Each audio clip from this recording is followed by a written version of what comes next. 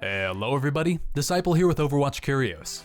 Jeff Goodman dropped onto the forums pretty late last night and gave us a very sexy new announcement regarding balance changes coming to the PTR. One of the things I like best about Overwatch is Team 4's constant effort to balance the game and make every hero feel worth playing. Recently, a couple heroes have felt a little bit too overpowering, while a few others haven't seen much play at all. These changes are fairly big and should actually do a lot to level the field, so let's go ahead and get right into it. Our first change, and the one that looks to be the most extreme and impactful, is the Ana nerf. One of the strongest heroes in the game, both competitively and in solo play, Ana has been an S tier support ever since her initial buffs. In the last few months, Ana's had quite a few nerfs, including to her ultimate and biotic grenade. Still, along with Lucio, she's been a mainstay and it makes other supports like Mercy and Zenyatta much more difficult to get their time to shine. This time, she's taking another hit to her biotic grenade, completely halving the burst healing and damage, going from 60 to 30 damage and 100 to 50 healing. In addition, the damage on her rifle's been taken from 80 to 60 damage. Now, they've been nerfing Ana slowly, likely to make sure they don't overdo it, and this has got to be one of the big ones. In my opinion, Ana's biggest issue has been that she does everything way too well. Not only is her ultimate incredibly powerful even post-nerf, and her single target healing is pretty much unparalleled, but she can catch out or even assassinate out of position targets and deal incredibly consistent range damage, which is just crazy for a support. One of the huge impacts of this nerf is her ability to take out targets single-handedly. Previously, she could kill anyone with 200 health or lower with a biotic grenade and 2 shots from her rifle, which dealt 240 damage total. Now that same combo will only deal 150 damage, and forces her to hit her target a third time to do 210 and kill most non-tanks.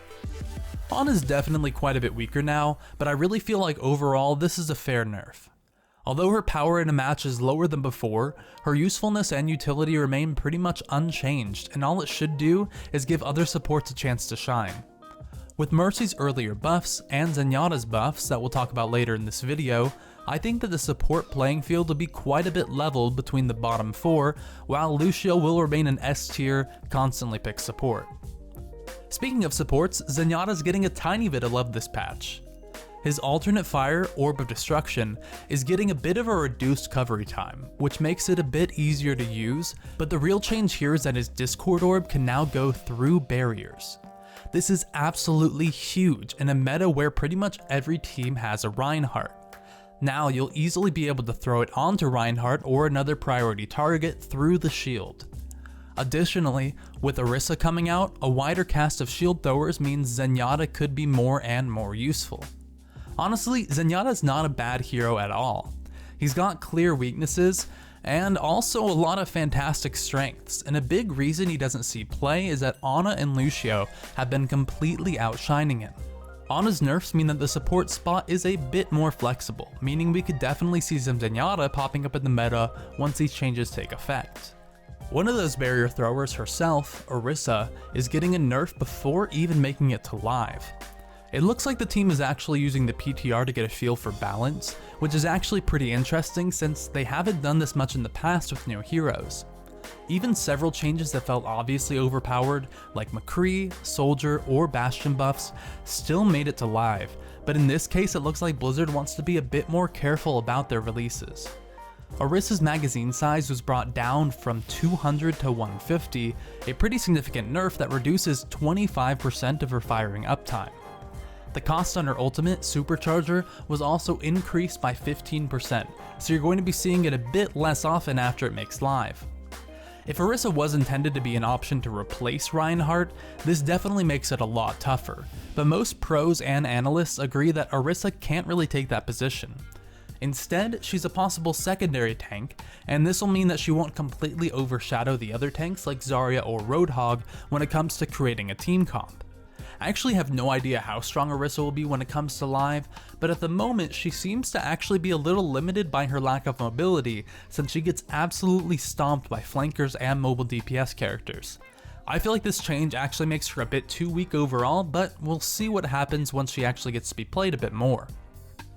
Winston's getting the opposite treatment, receiving a buff that, while small, could bring him from never picked to powerful off tank. His barrier projector's cooldown is now going to start the moment he drops it, rather than when it's destroyed or expires. This gives him a lot of power to both use it aggressively and defensively, meaning he is much more free to make proactive plays.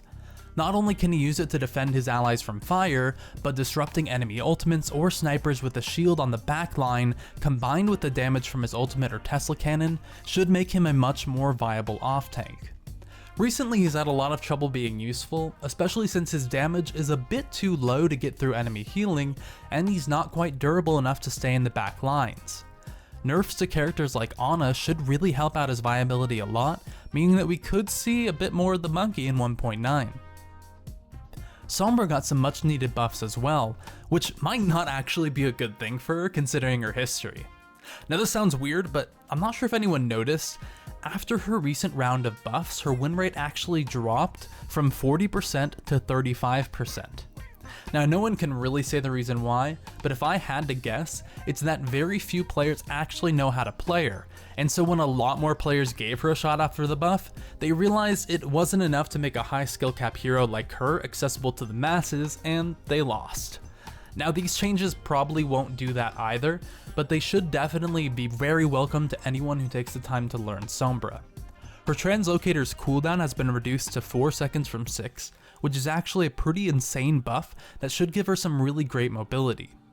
Previously, translocator was really used to get out of fights after stealthing in, but 4 seconds could be short enough to throw it, stealth, blink into the fight while invisible, and then escape again after the 4 seconds is up and she can throw a new beacon out.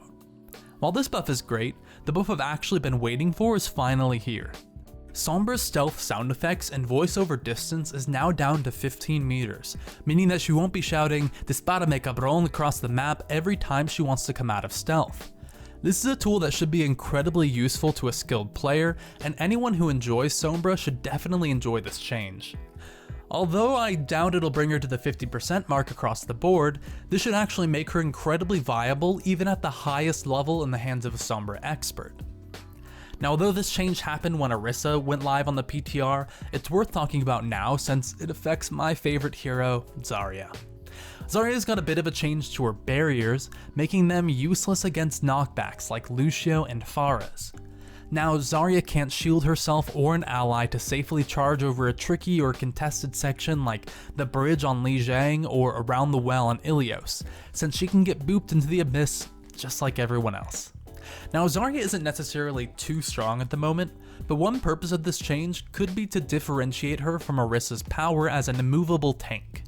Orisa's shift, which makes her invulnerable to any movement affecting ability, wouldn't be nearly as unique if Zarya had essentially the same ability, only with a much larger damage reducing effect. Now Zarya still keeps her from being frozen by Mei, but she won't be nearly as much of the juggernaut that Orisa is going to be, so that Orisa can have a bit more of her identity. The last change in this patch is to Junkrat, making him immune to self-damage from his own bombs. Now while this may seem like a small change, it can actually be huge for Junkrat's ability to duel and fight in closed quarters. Now against an opponent in a small room or a tank getting up in his face, he can left click without being afraid of killing himself in the process. Additionally now, while ulting, if a filthy tracer tries to sneak up and assassinate you, you can take her out without suicide bombing yourself in the process. Junkrat's always been a niche pick, and he still will be, but this actually is a surprisingly strong buff, and anyone who enjoys Junkrat should find a bit more viability out of him.